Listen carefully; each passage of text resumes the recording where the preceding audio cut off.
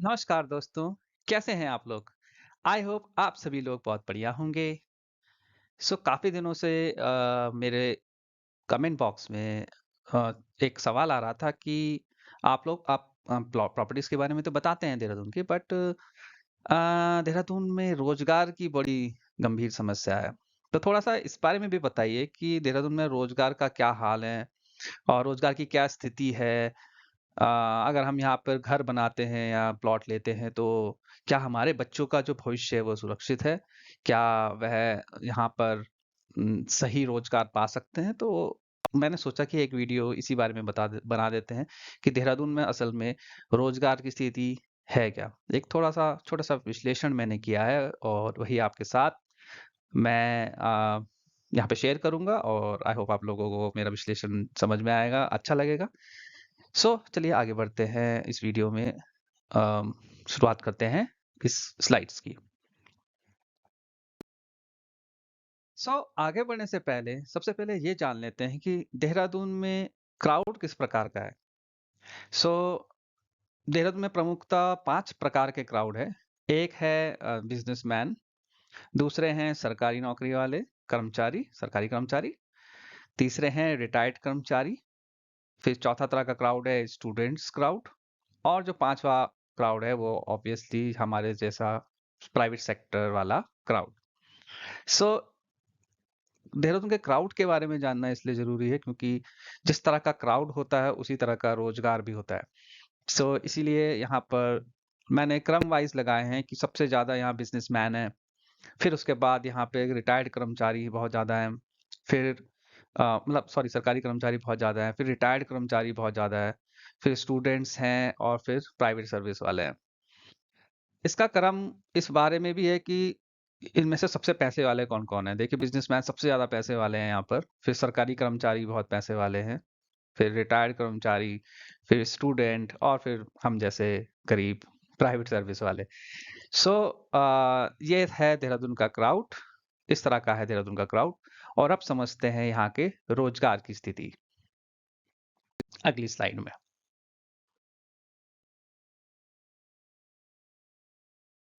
तो सबसे पहले हम बिज़नेसमैन के बारे में बात करते हैं। देखिए बिज़नेसमैन्स जो हैं वो हैं शॉपकीपर्स यहाँ के। बहुत पुराने-पुराने शॉपकीपर्स हैं। देहरादून का जो मेन जो बाज़ार है, वहाँ के जो दुकानदार हैं, वो यहाँ के बिज़नेसमैन हैं मेन, जो पलटन बाज़ार में हैं और जिनकी शॉप्स आपके एस्ले हॉल में है, राजपुर रोड में जिनकी शॉप्स है, वो सभी यहाँ के सबसे अमीर बिज़नेसमैन्स में से आते हैं। इसके अलावा खुरबुरा हो गया या आढ़त बाजार के जो शॉपकीपर्स हैं, बेतहाशा इनके पास पैसा है। इनकी अकेले शॉप की कीमत ही 1-1 करोड़, 2-2, 3-3 करोड़ रुपए जाती हैं। सो और वो भी मैं शायद कम बोल रहा हूँ मेरे ख्याल से ज़्यादा भी जाती हैं, ऐसी बात नहीं है। और दूसरे जो बिज़नेसमैन यहाँ के बहुत अमीर हैं, वो है स्कूल के, कॉलेजेस के और जो इंस्टीट्यूट के जो ओनर्स हैं, वो सभी बहुत मतलब छोटे लेवल से इन्होंने स्कूल, कॉलेजेस शुरू किए और अब बहुत बड़े-बड़े स्कूल्स इन बिज़नेसमैन्स ने खड़े कर दिए हैं देहरादून जैसे शहर में और ये वो क्राउड है देहरादून का जो बहुत ज़्यादा अमीर है, अमीर वर्ग है। ओके, फिर उसके बाद आते हैं प्रॉपर्टी डीलर्स और हॉस्टल ओनर्स। ये भी बहुत ज़्यादा पैसे वाले बिज़नेसमैन हैं देहरादून के। सस्ते दामों में प्रॉपर्टी खरीद के और महँगे दामों में बेचना। इससे खूब पैसा इन्होंने जमा किया है देहरादून में। ये क्राउड भी देहरादून में अवेलेबल है। हॉस्टल ओनर्स हैं, जिन्होंने भी कॉलेजेस के आस-पास हॉस्टल्स खोले हैं और हॉस्टल सर्विस प्रोवाइड कराते हैं। एक बच्चे से 2-2 लाख रुपए 1 साल में लिया जाता है और इससे काफ़ी ज़्यादा सोचिए अगर एक हॉस्टल में 500 बेड लगे हैं, तो सोचिए कितनी इनकम होती है। बाकी बिज़नेसमैन यहाँ पे जैसे डॉक्टर्स भी हैं और वो तो ख़ैर बिज़नेसमैन में की कैटेगरी में मैं नहीं रख रहा हूँ, लेकिन फिर भी डॉक्टरी जैसे एजुकेशन एक बिज़नेस बन चुका है, वैसे डॉक्टरी भी एक बिज़नेस बन चुका है। बड़े-बड़े डॉक्टर्स हैं यहाँ जो डॉक्टरी कर रहे हैं बिज़नेस के रूप में। हालाँकि मैंने इनका नाम इस लिस्ट में नहीं डाला है, क्योंकि डॉक्टरी अलग पेशा हो गया एक चीज़ मतलब कह सकते हो आप कि अ, ठीक है, लिस्ट में नहीं डाला। अगले जो बिज़नेसमैन्स हैं वो है रिज़ॉर्ट और रेस्टोरेंट के ओनर्स, बहुत बड़े-बड़े रिज़ॉर्ट्स के ओनर्स यहाँ पे हैं और उन्होंने बड़ी-बड़ी कोठियाँ बना रखी है देहरादून में। यह है एक बिज़नेस अ ये सारे बिजनेसमैन की कैटेगरी में आते हैं देहरादून के अंदर। तो पैसा बहुत है इन लोगों के पास, इनके बच्चे जो हैं वो, आप ताजपुर रोड में जब जाएँगे ना रात के टाइम पे, तो खूब बढ़िया-बढ़िया फ़ेरारी से लेकर बीएमडब्ल्यू, ये सारी गाड़ियाँ आपको ज़रूर मिलेंगी। तो वो किसके बच्चे होते हैं? वो इन्हीं के बच्चे होते हैं, ठीक है? तो देहरादून में कोई ऐसा मत समझिएगा कि गरीब लोग रहते हैं, अमीरों की यहाँ कोई कमी नहीं है, ठीक है? देहरादून और दिल्ली के बहुत-बहुत अमीर यहाँ पर आए हैं। सो ये एक उनका क्राउड है। दूसरे हम देखते हैं गवर्नमेंट एम्प्लॉइज़। तो गवर्नमेंट एम्प्लॉइज़ यहाँ पर देहरादून जो है वो बहुत कह सकते हैं कि बहुत पहले से ही गवर्नमेंट एम्प्लॉइज़ का गढ़ रहा है।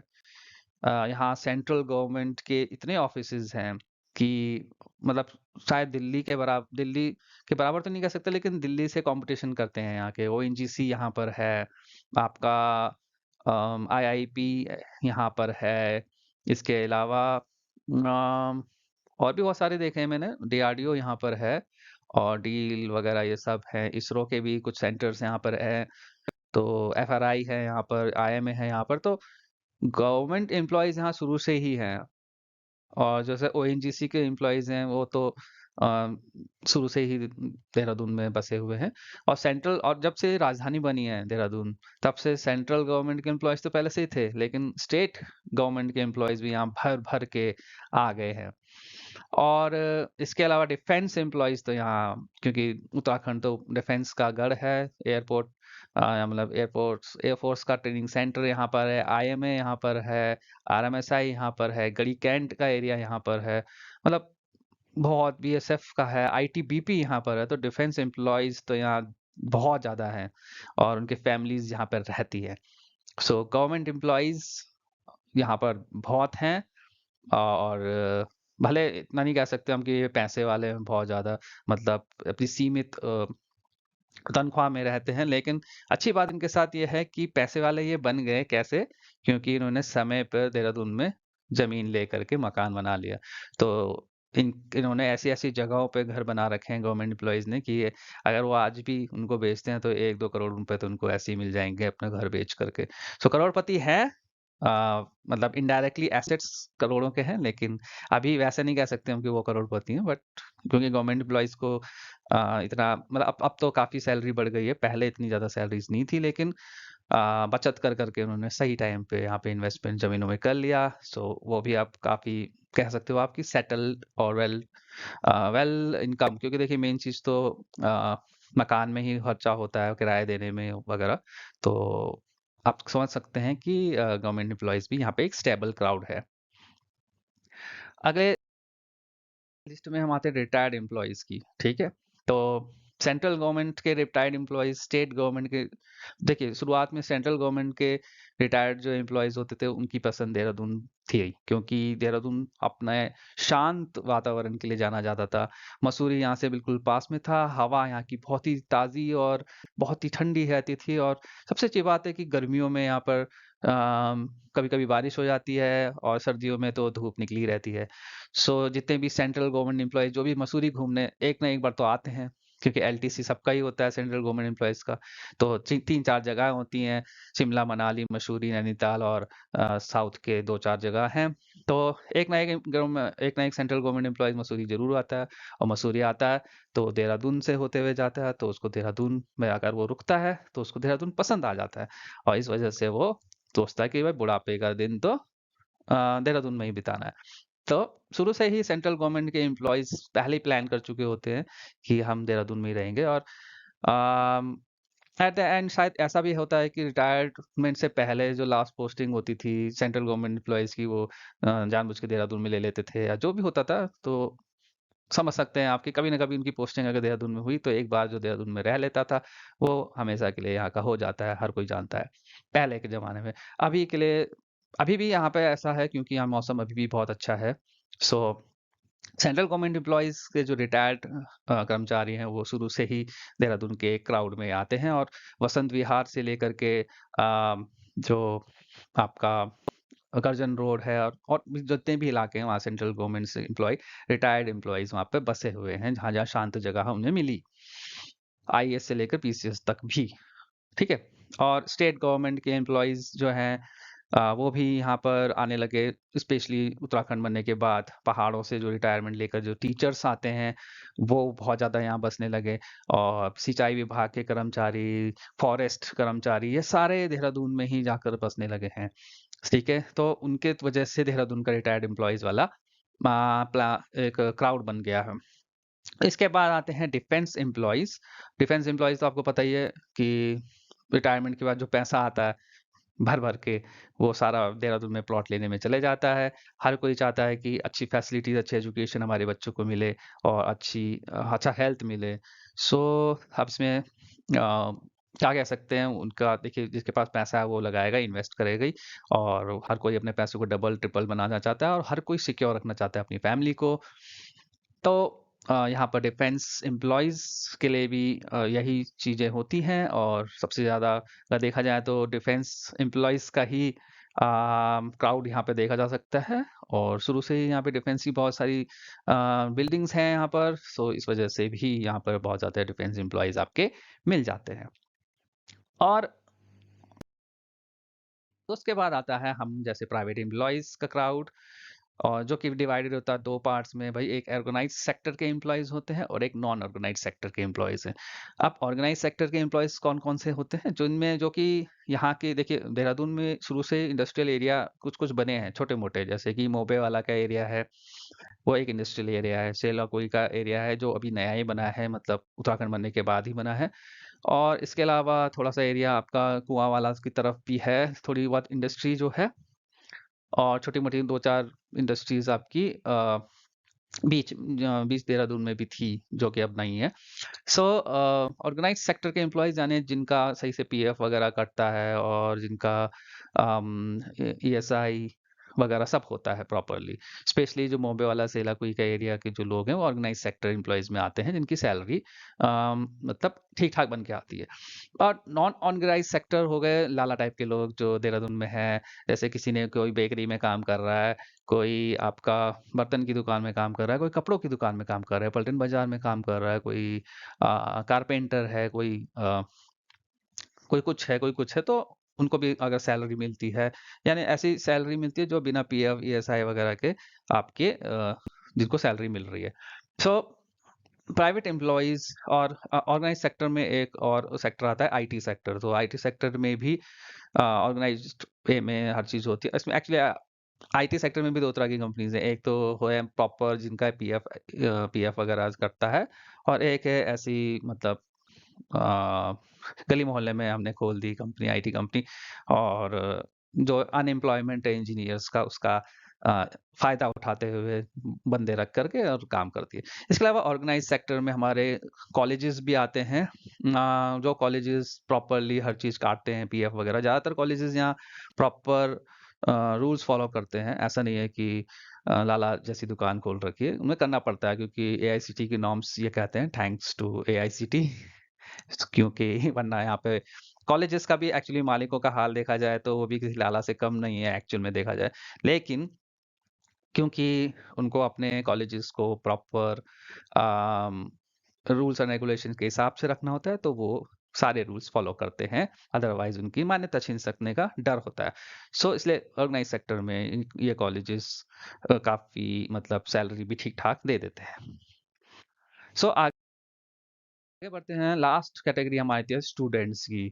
और इनमें 3 कैटेगरी के स्टूडेंट्स हैं। एक तो है कॉलेज स्टूडेंट्स, ठीक है? जो कि कॉलेजेस गोइंग है।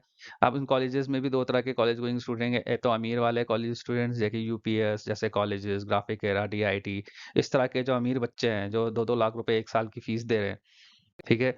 वो हो गए अमीर वाले कॉलेज स्टूडेंट्स। और एक हो गए थोड़े से हमारे जैसे मिडिल क्लास के कॉलेज स्टूडेंट्स, जो कि एमकेपी, पीके और डीएवी कॉलेज, ये सब जगह छोटे-मोटे जो कॉलेजेस हैं वहाँ जाते हैं। ठीक है? फिर आते हैं स्कूल स्टूडेंट्स, जो कि मतलब अब देहरादून में भी काफ़ी ऐसे स्कूल खुल गए हैं जो कि बोर्डिंग काइंड ऑफ स्कूल्स हैं। सो ऐसे स्कूल के जो स्टूडेंट्स हैं वो भी यहाँ पर काफ़ी हैं। और इसके अलावा कुछ ऐसे स्टूडेंट्स हैं जो कि आईआईटी जेईई की प्रिपरेशन के लिए देहरादून आते हैं, पूरे पहाड़ों से जैसे जो भी आते हैं। और कुछ गवर्नमेंट एग्जाम के एस्पिरेंट्स भी होते हैं, क्योंकि आपको पता है उत्तराखंड में सरकारी नौकरी मतलब हर चीज एक इज्जत का सवाल हो जाता है सरकारी नौकरी मतलब इज्जत। सो गवर्नमेंट एस्पिरेंट्स यहाँ बहुत हैं। आप पूरे के पूरे एक जगह क्या नाम है उसका, जहाँ पे डीएवी कॉलेज है उसका ना, वहाँ पर सारे भरे पड़े हैं गवर्नमेंट एग्जाम्स के एस्पिरेंट्स। और इसके अलावा भी मतलब आप बल्लूपुर साइड में भी काफ़ी एजुकेशन हब अब बन रहा है। तो ये भी एक क्राउड है। सो मोस्टली अगर हम देखा जाए तो ओल्ड एज और यंग एज का एक मिश्रण है इस देहरादून में। अब बात करते हैं सैलरीज की, तो प्राइवेट सेक्टर में ऑर्गेनाइज सेक्टर की जो सैलरी है वो हम देख लेते हैं कितनी है। देखिए ऑर्गेनाइज सेक्टर में भी अगर हम देखें तो अगर 2 साल से कम का एक्सपीरियंस है तो लोगों को अराउंड 10,000 से लेकर 20,000 रुपए तक का पैकेज लगता है, डिपेंडिंग अपॉन कि वो किस चीज़ का है। मतलब अगर उसने बीटेक वगैरह किया है, वो आईटी फील्ड में जा रहा है तो उसको 18 से 20,000 रुपए तक मिल जाते हैं, अगर कंपनी अच्छी है। और कंपनी ऐसी लाला टाइप की है, सिंपल सी है, स्टार्टअप टाइप की है, तो वो 10-15,000 के बीच में दे देती है।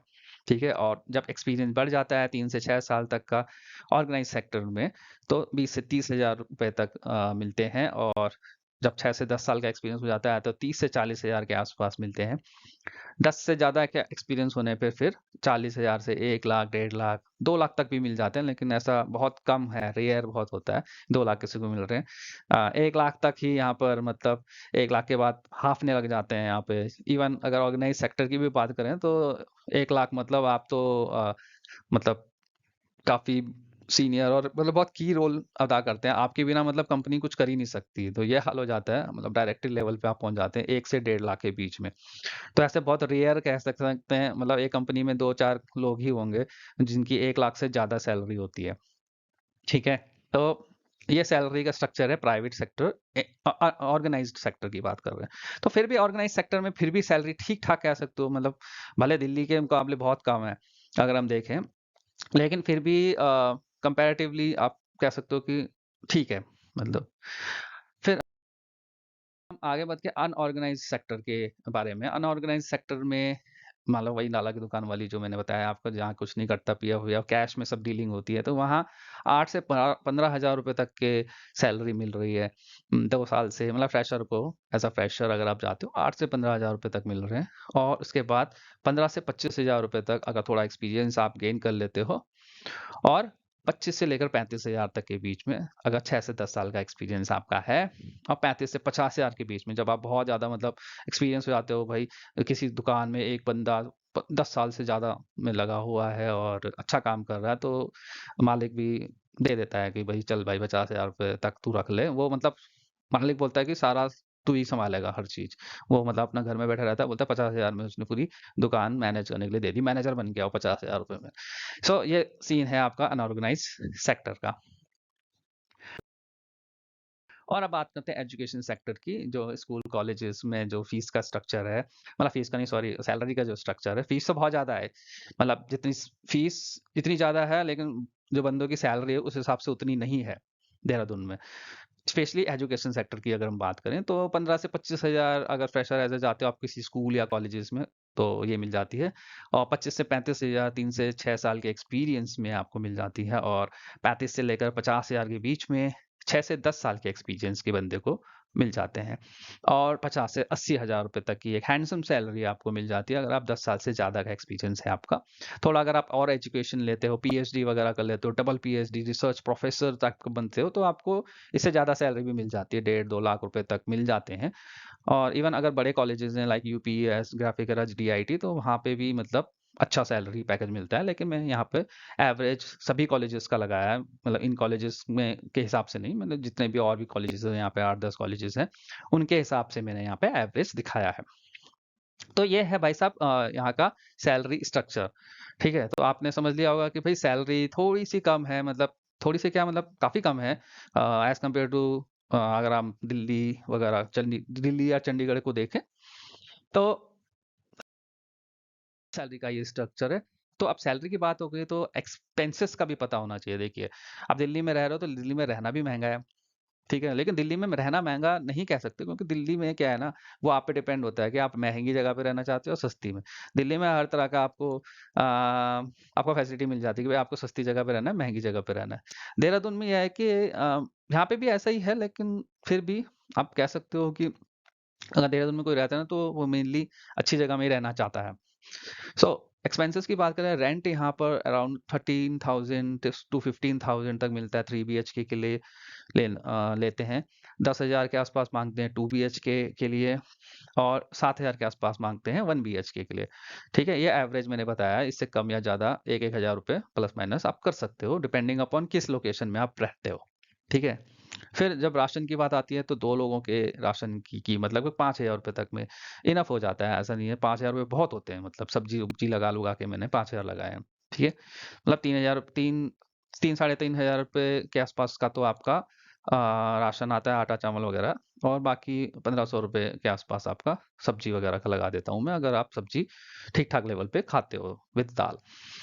इलेक्ट्रिसिटी वगैरह का 5-6 रुपए यूनिट लेते हैं किराएदार से। वैसे 3 साढ़े 3 रुपए है, लेकिन किराएदार से 5 रुपए 6 रुपए लेते हैं यहाँ पर। और सिलेंडर का 1,050 रुपये 2 महीने तक चलता है 2 लोगों के लिए। सो उसको मैंने डिवाइड कर दिया 2 पार्ट्स में, तो 1,050 का आधा लगभग 500 रुपये के आसपास होता है।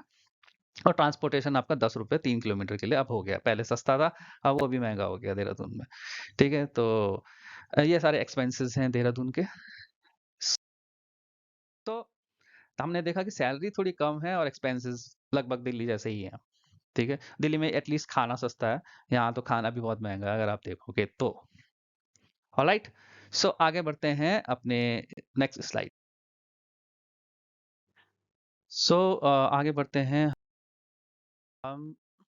तो बात आती है कि सैलरी तो यहाँ पर कम है, ठीक है, पर बिजनेस अपॉर्चुनिटीज देहरादून में बहुत ज़्यादा है। तो एक तरफ सैलरी कम है, लेकिन बिजनेस अपॉर्चुनिटीज ज़्यादा हैं। तो एक क्वेश्चन मेरे से किसी ने पूछा था कमेंट में कि सर यहाँ पर बिजनेस का क्या स्कोप है, कौन कौन सी जगह क्या बिजनेस है। तो मैंने सोचा इस पीपीटी में इसको भी, इस पॉइंट को भी ऐड कर दूं, क्यों अलग से एक पीपीटी बनानी। जब बात शुरू करी है तो यहाँ पे बिजनेस अपॉर्चुनिटीज के बारे में बात कर लेते हैं कि देहरादून में क्या क्या बिजनेस अपॉर्चुनिटीज हैं। So let's discuss about business opportunities. So भाई, 5 तरह के बिजनेसेस देहरादून में बहुत चलते हैं। जॉब वॉब का तो यह है कि भाई सैलरी कम है, लेकिन बिजनेस के मामले में देहरादून बड़ा बढ़िया आपको रिटर्न देता है। कि भाई पहला बिजनेस जो है वो रियल एस्टेट का है। दूसरा बिजनेस बड़ा बढ़िया चलता है यहाँ, एजुकेशन सेक्टर, क्योंकि भाई देहरादून क्या है, एजुकेशन हब है। तो एजुकेशन सेक्टर यहाँ पर बहुत ही बढ़िया बिजनेस है आज की डेट पे। दूसरी तीसरी चीज है, यहाँ के लोग तो खाने के बड़े शौकीन है। मतलब और स्पेशली जो चाइनीज खाना है उसके तो इतने ज्यादा शौकीन हो चुके हैं कि मतलब आप गली मोहल्ले में आपको एक रेस्टोरेंट मिलेगा। पर गली मोहल्ले में रेस्टोरेंट मिलेगा, लेकिन इसका मतलब ये नहीं कि यहाँ पर आप ये सोचो कि यार हर जगह यहाँ पे रेस्टोरेंट है तो चलेगा कि नहीं चलेगा मेरा बिजनेस। एक्चुअल में अगर आपके खाने में टेस्ट है ना, तो वो हर जगह चलेगा। यहाँ खाने के बहुत शौकीन लोग हैं। यहाँ लोग ढूंढते रहते हैं कि भाई कहाँ बढ़िया खाना मिल रहा है, कहाँ बढ़िया मोमोज मिल रहे हैं, कहाँ बढ़िया सूप मिल रहा है खाने को, कहाँ बढ़िया चाउमीन मिल रही है खाने को, नूडल्स वगैरह। और सिर्फ चाइनीज की ही बात नहीं कर रहा हूँ मैं, यहाँ तो अब अलग तरह के लोग शौकीन हो गए हैं, क्योंकि अब बाहर से भी लोग आने लगे हैं ना, दिल्ली वगैरह से। तो अब धीरे धीरे यहाँ पे क्रेज बढ़ रहा है चाप, सोया चाप का भी। इसके अलावा यहाँ पे क्रेज बढ़ रहा है छोले भटूरे का। और इसके अलावा अब कुलचे वगैरह भी खाने लगे हैं लोग यहाँ पे। मतलब जो चंडीगढ़ में बहुत चलता है कुलचे वगैरह, वो यहाँ पे भी बहुत चलने लगा है। तो शौकीन बहुत लोग हैं यहाँ खाने के, और खाने का बिजनेस यहाँ बहुत बढ़िया चलता है। तीसरा जो चौथा बिजनेस जो बहुत अच्छा है यहाँ पे, हॉस्टल का भाई। बस जमीन खरीदो किसी कॉलेज के आसपास, 4 मंजिला 3 मंजिला लगाओ और हॉस्टल शुरू कर दो। उसी हॉस्टल में आप क्या है, टिफिन सर्विस शुरू कर दो। टिफिन सर्विस नहीं तो लॉन्ड्री की सर्विस शुरू कर दो। कुछ ना कुछ आप इससे रिलेटेड करो करो, किराया भी आ रहा है साथ में और लॉन्ड्री भी आ रही है। मैंने तो इवन यहाँ तक ये तक देखा है, एक हॉस्टल है यहाँ देहरादून में, बंसल होम्स। तो उन भाई साहब ने क्या कर रखा, हॉस्टल तो खोल ही रखा है, साथ में किराने की दुकान खोल रखी है। तो भाई लोग बीड़ी सिगरेट जो भी आटा वाटा जो भी है वो सब वहीं से लेते हैं, और साथ में किराना भी खोल दिया और हॉस्टल तो चल ही रहा है भाई। और टिफिन सर्विस भी उसी ने खोल रखी है। तो भाई हॉस्टल का बिजनेस बड़ा अच्छा है यहाँ पे। और अगर पैसे-वैसे थोड़े कम हैं तो ट्रांसपोर्टेशन का भी बिज़नेस कम खराब नहीं है यहाँ पे। ट्रांसपोर्टेशन का बिज़नेस आप खोल सकते हो। तो आगे डिटेल में बताता हूँ मैं कि ये इन पाँचों कैटेगरीज़ के बारे में। ये तो बस एक तरह से मैंने पॉइंट्स बताए हैं कि ये बिज़नेस बहुत ही ज़्यादा देहरादून में बढ़िया है।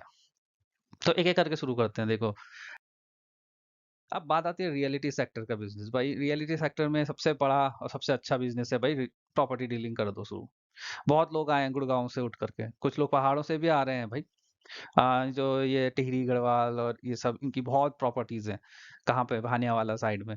सो इन लोगों ने तो प्लॉट बेच-बेच के मतलब अपने ही जमीनों को बेच करके काफी अच्छा पैसा कमाया है और वहां से पैसा कमा के फिर मेन देहरादून में उन्होंने जमीन ली है और काफी अच्छी इनकम है इनकी इनकम की सोर्स है और इसके अलावा प्रॉपर्टी डीलिंग में अगर देखें प्रॉपर्टी डीलिंग में एक बिजनेस यहाँ ये भी चल रहा है कि लोग क्या करते हैं अपने जैसे गांव है क्योंकि देहरादून में बहुत सारे गांव हैं चाहे राजपुर रोड साइड देख लो सहस्त्रधारा रोड साइड देख लो या आप शिमला बाईपास में देख लो तो वहाँ पे भी बिजनेस चलता है किस तरह से कि जो लोग हैं वो क्या करते हैं तीन तीन लाख रुपए जमा करते हैं और अराउंड ऐसे करके 25 से 30 लाख रुपए तक ये जमा कर देते हैं और 25 से 30 लाख रुपए जमा करने के बाद एक बीघों में जमीन खरीद लेते हैं और उस बीघे की जमीन खरीद करके उसमें प्लॉटिंग कर करके उसको बेच देते हैं तो 30 लाख रुपए में जो एक बीघा जमीन ली उन्होंने तो उसको अराउंड 50 लाख पे बेच देते हैं छोटे छोटे प्लॉट्स काट काट के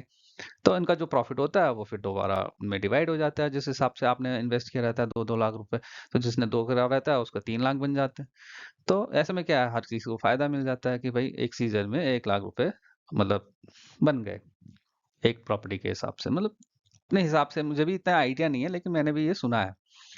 सो एक रियलिटी सेक्टर में प्रॉपर्टी डीलिंग का बहुत अच्छा बिज़नेस है। अब हर कोई देखिए प्रॉपर्टी डीलिंग में ना देखिए एक बड़ा दिक्कत होती है कि आपको एक तो कनेक्शंस अच्छे होने चाहिए, एक आपके आपके अंदर बहुत पेशेंस बहुत अच्छे से होना चाहिए और तीसरी बात ये है कि आपका ना पहचान बहुत अच्छी होनी चाहिए।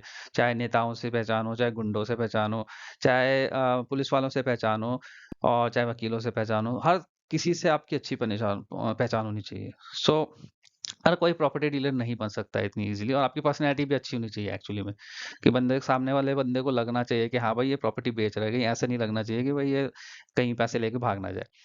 तो बहुत और साथ में मेहनत भी बहुत ज़्यादा चाहिए होती है। देखिए बोलना आसान होता है कि प्रॉपर्टी डीलिंग में बड़े आसानी से आप ज़मीन बेच देते हो, लेकिन जब हर मौसम में आपको प्रॉपर्टी डीलर्स को ले जाना होता है, जब 100 लोग आते हैं, 100 में से सिर्फ 10 लोग एक्चुअल में प्रॉपर्टी खरीद ले।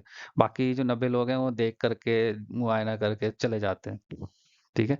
सो मैं भी उन लोगों की कैटेगरी में हूँ लेकिन सभी लोग मतलब देखिए हर कोई आपकी प्रॉपर्टी नहीं खरीदेगा कोई बंदा अगर प्रॉपर्टी लेता है तो वो 10 जगह देखता है ठीक है तो 10 जगह देखने वालों में से मतलब वो 90 लोग ऐसे नहीं है कि प्रॉपर्टी नहीं खरीद रहे हैं वो खरीदना चाहते हैं लेकिन वो आपके पास इसलिए आ रहे हैं कि वो एक ऑप्शन लेके चल रहे हैं कि क्या यहाँ पे भी मैं ले सकता हूँ कि नहीं लग सकता ठीक है तो कोई खराब कोई गलत नहीं होता है सब अपने अपना फायदा देखते हैं तो ये चीज होती है तो प्रॉपर्टी डीलिंग इतना इजी काम नहीं है जितना हमें लगता है बाहर से और आई होप वो लोग समझ पा रहे हैं जो ये इस बिजनेस को करते हैं ठीक है हालांकि इसमें पैसा बहुत है मतलब आपका 1-2 हजार गज तो यहाँ पे इस तरह से बढ़ा दिए जाते हैं कि मतलब कोई अगर फंस गया तो मतलब आराम से आपके 2 लाख रुपए बन गए समझो अगर उसने 100 गज का प्लॉट भी लिया है तो ये सब चीजें होती है अच्छा प्रॉपर्टी डीलिंग अगर नहीं भी कर पा रहे हैं आप तो जरूरी नहीं है कि आप रियलिटी सेक्टर में सिर्फ प्रॉपर्टी डीलिंग ही करो आप रेंट ब्रोकर भी बन सकते हो कि भाई लोगों को किराए पे मकान प्रोवाइड कराओ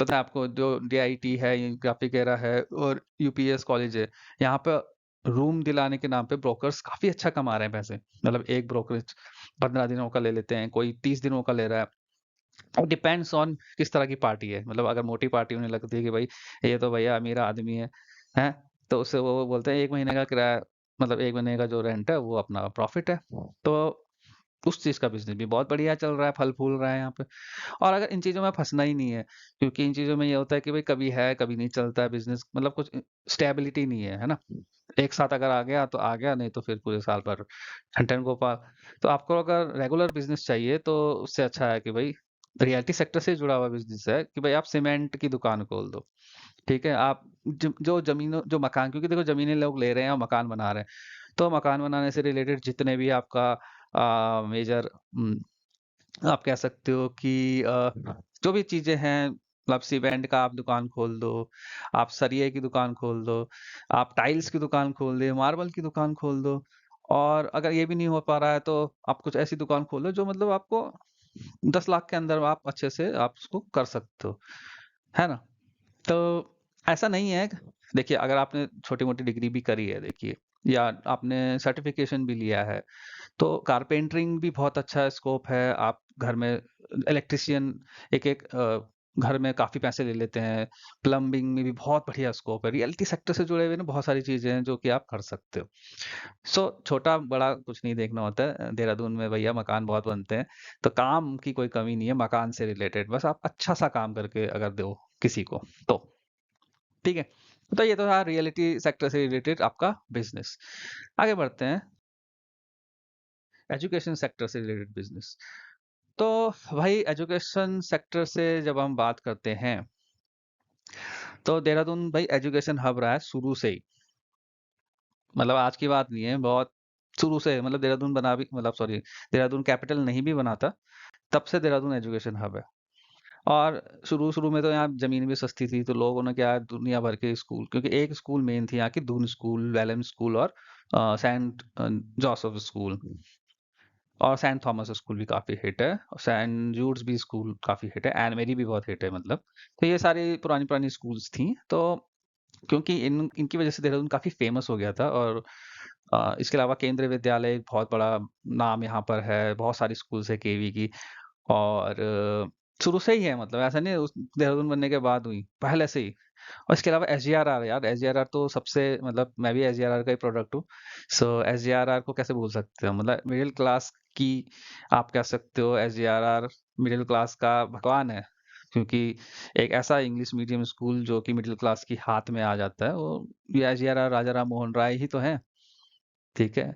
और जी बिल्कुल, तो इनको हम भूल नहीं सकते। सो एजुकेशन सेक्टर में बहुत, अगर बिजनेस चलाओ चलाओ अच्छे से, अगर आप नॉलेजफुल हो, तो बहुत सारे बिजनेसेस आप कर सकते हो। स्कूल, छोटा मोटा स्कूल खोल सकते हो। हालांकि स्कूल खोलना इतना आसान नहीं है, तो हर कोई तो नहीं खोल पाएगा, लेकिन एक मतलब बड़े जो लेवल पे खोलना चाहते हैं वो खोल सकते हैं। कॉलेजेस खोल सकते हैं, ट्रेनिंग इंस्टीट्यूट खोल सकते हो। देखिए, स्कूल नहीं खोल सकते तो ट्रेनिंग इंस्टीट्यूट खोल दीजिए। नहीं तो आईआईटी जेई की प्रिपरेशन के लिए कुछ खोल सकते हैं बिजनेस। और अगर इनमें से कुछ भी नहीं कर पा रहे हो ना, तो सबसे बढ़िया गवर्नमेंट एग्जाम की प्रिपरेशन वाला जो इंस्टीट्यूट होता है वो खोल दो। तो उस पर तो कर सकते हो, क्योंकि भाई आपने भी कभी ना कभी गवर्नमेंट एग्जाम की प्रिपरेशन की होगी, और अच्छे से की होगी, या पता लगे कि भाई उत्तराखंड में तो जॉब निकलती है, लेकिन लग जाए तो भाई जब तक सैलरी नहीं आती है अकाउंट में तब तक कुछ कह नहीं सकते कि भैया जॉब पक्की है कि नहीं है। इवन सैलरी आने के बाद भी कभी कभी क्या है, निकल जाता है, लेकिन मोस्टली ये होता है कि भाई सैलरी आ जाए बस, उसके बाद थोड़ी दिल में तसल्ली होती है कि भाई अब कोई नहीं निकाल सकता मुझको, 1 महीने की सैलरी आ गई मेरी। तो इसके अलावा आप होम ट्यूशन भी पढ़ा सकते हो, ठीक है। तो काफ़ी एजुकेशन हब के मामले में काफ़ी अच्छा है देहरादून में। और अगर आपके अंदर टैलेंट है तो यहाँ पे स्टूडेंट्स की कोई कमी नहीं है, चाहे वो कॉलेज के स्टूडेंट हो चाहे स्कूल के स्टूडेंट्स हो। टैलेंट होना चाहिए बस आप में, ठीक है। एजुकेशन के सेक्टर में भी बहुत अच्छा बिजनेस आप चला सकते हो। और तीसरी चीज़ तो भैया हमने बताया ही था आपको, भाई खाने के शौकीन देहरादून में बहुत सारे लोग हैं, तो आप चाहो तो रिज़ॉर्ट खोल दो, रिज़ॉर्ट के अगर पैसे नहीं है, तो स्वीट शॉप खोल दो, स्वीट शॉप के भी पैसे नहीं है, तो भाई चाइनीज़ का एक ठेला ही खोल दो यार, कुछ नहीं होता। क्या है?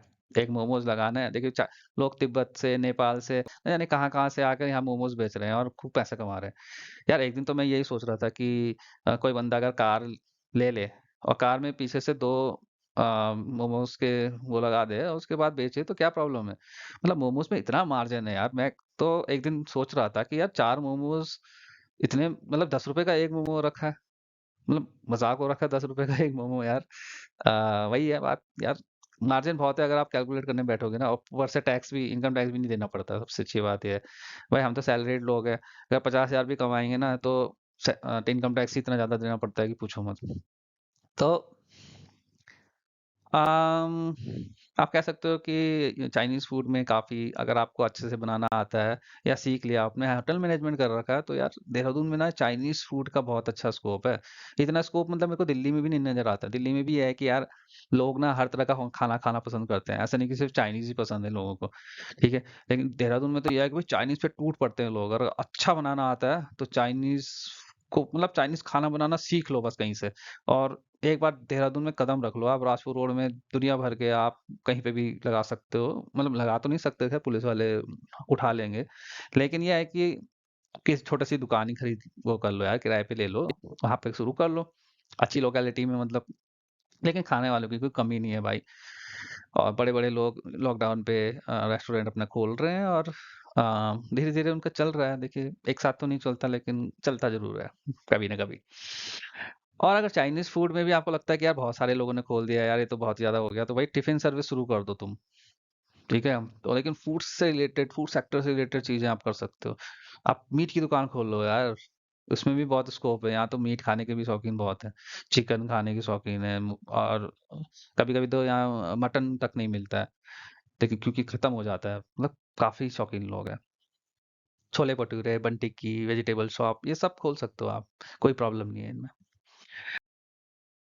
आगे चल के हम आते हैं हॉस्टल बिजनेस पे। हॉस्टल बिजनेस पे आपका आता है, ये तो भैया बहुत गोल्डन चीज है। मतलब आप क्या कर रही हो, किसी कॉलेज के आसपास हॉस्टल प्लॉट लेकर के मकान बना लीजिए, उसे हॉस्टल के रूप में आप बना दीजिए, और खूब पैसे कमाइए।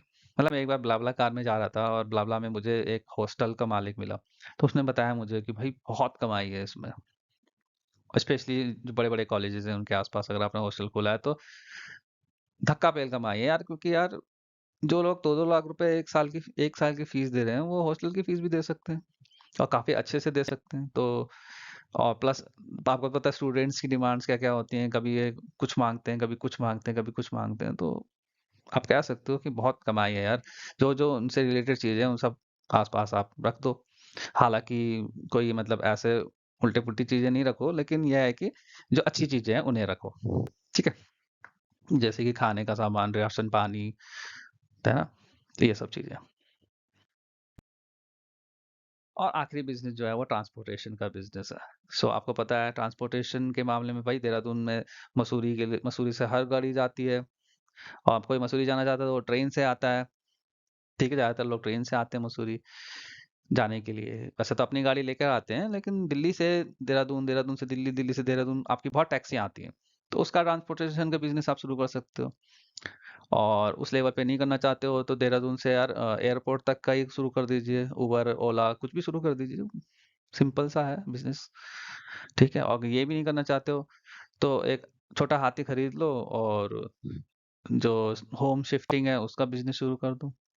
और ये भी नहीं करना चाहते हो तो रेंट पे बाइक को रखने का बिजनेस शुरू कर दो। तो ट्रांसपोर्टेशन का बिजनेस भी बहुत अच्छा फल फूलता है देहरादून में, ऐसा नहीं है। क्योंकि ये एक तरह से टूरिस्ट प्लेस के आसपास है, तो आप ये वाला बिजनेस भी शुरू कर सकते हो। सो मेरे हिसाब से ये 5 बिजनेस हैं जो देहरादून में बहुत फलते फूलते हैं, और इनमें से कोई सा भी जो आपके इंटरेस्ट का बिजनेस है वो आप शुरू कर सकते हो देहरादून में, जहाँ तक मुझे लगता है। बाकी आपके अगर कुछ सुझाव हो तो आप कमेंट बॉक्स में रखो, क्या पता आपके सुझाव, आपके दिए हुए सुझाव किसी की हेल्प कर लें, या शायद आप अ, आपका दिया हुआ सुझाव मेरी कोई हेल्प कर ले, क्या पता मैं ही कोई बिजनेस शुरू कर दूं भाई, है ना? सो एक बिजनेस और कर सकते हो आप, मतलब आईटी कंपनी खोल सकते हो, है ना? अगर आप ज्यादा ही आईटी से रिलेटेड हो। लेकिन आईटी कंपनी खोलना थोड़ा सा, उसमें थोड़ा सैलरी का बड़ा इशू हो जाता है ना? सो देना मतलब प्रोजेक्ट मिलना बड़ा मुश्किल है, और स्पेशली गवर्नमेंट प्रोजेक्ट्स मिलना थोड़ा मुश्किल हो जाता है। सो वही बात है, क्योंकि यहाँ पे ऑलरेडी गवर्नमेंट को पैसा खिला खिला के जो इतने जो ऑलरेडी इस गेम में है ना अवेलेबल, वो बहुत मजे में खिलाड़ी हैं देहरादून में। सो थोड़ा सा कठिन है यहाँ पर। अगर आपको इंटरनेशनल प्रोजेक्ट मिल गया वो बात अलग है, लेकिन नेशनल प्रोजेक्ट जो है वो मिलना बहुत मुश्किल है। सो दोस्तों, ये यहाँ पे मेरी वीडियो हुई खत्म। थैंक यू सो मच मेरा वीडियो देखने के लिए। वीडियो पसंद आए तो लाइक कर दीजिएगा भाई, और शेयर कर दीजिएगा, चैनल को सब्सक्राइब कर दीजिएगा। कुछ और अगर ऐसी बढ़िया रोचक वीडियो देखना चाहते हैं तो मुझे कमेंट कर दीजिएगा, मैं ज़रूर करूँगा। Thank you so much for watching this video. Bye bye.